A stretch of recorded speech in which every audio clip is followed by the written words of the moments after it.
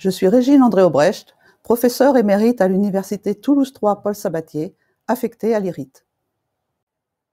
Qu'est-ce qui vous a motivé à faire de la recherche en informatique?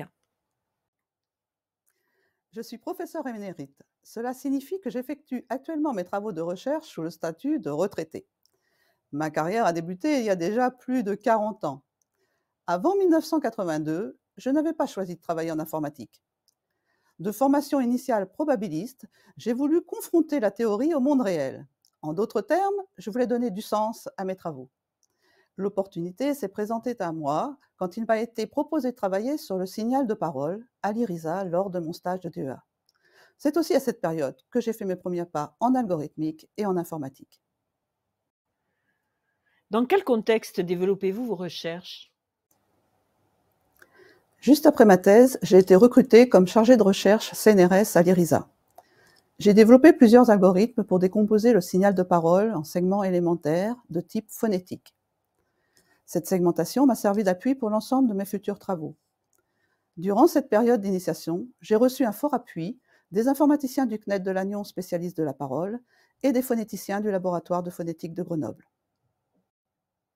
J'ai rejoint l'IRIT en 1991 et je suis devenue professeure de l'Université Paul Sabatier en 1999 en créant l'équipe Samova de l'IRIT. À partir de ce moment-là, le signal de parole est devenu un réel sujet d'étude. J'exploite alors les connaissances a priori sur la parole pour proposer des systèmes probabilistes à des fins de reconnaissance automatique. Bien évidemment, j'exploite la puissance calcul des ordinateurs pour leur mise en œuvre. Qu'est-ce qui vous passionne dans votre thématique de recherche? Malgré les récents progrès faits en reconnaissance automatique de la parole, notamment grâce au machine learning et au deep learning, la parole produite par un humain ne se laisse pas facilement apprivoiser. Ma passion a été toujours de vouloir faire parler cette parole, c'est-à-dire d'enrichir nos connaissances à son sujet grâce au traitement automatique. Quel que soit l'objectif de reconnaissance, je m'interroge sur les connaissances dont nous disposons a priori, afin de savoir quelles informations pertinentes il faut extraire du signal et quel modèle de décision il faut mettre en œuvre.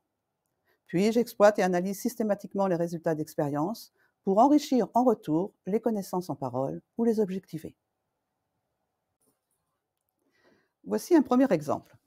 Chacun sait que la compréhension de la parole est facilitée si le locuteur fait face à son interlocuteur.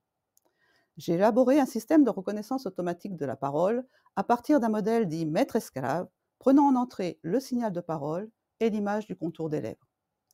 Nous avons évalué l'apport de chaque flux en fonction notamment du bruit ambiant.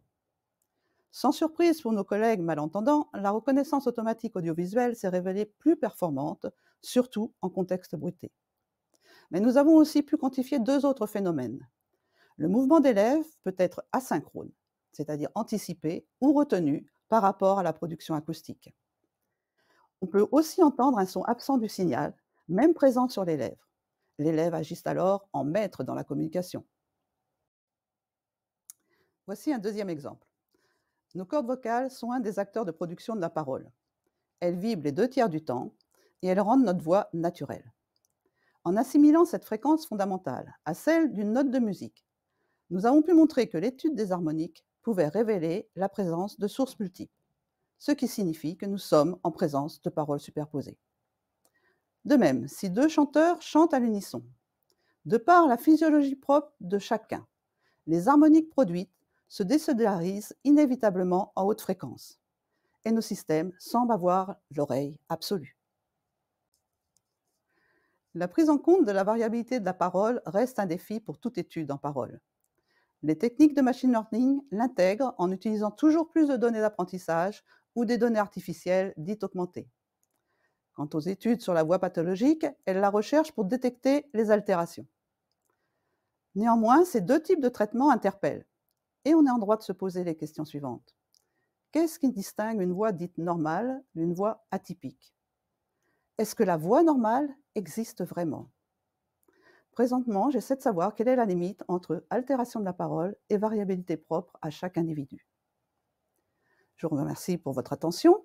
J'espère que ma voix vous a convaincu que la parole est un sujet passionnant et que les informaticiens et informaticiennes ont leur place dans le domaine des sciences de la parole.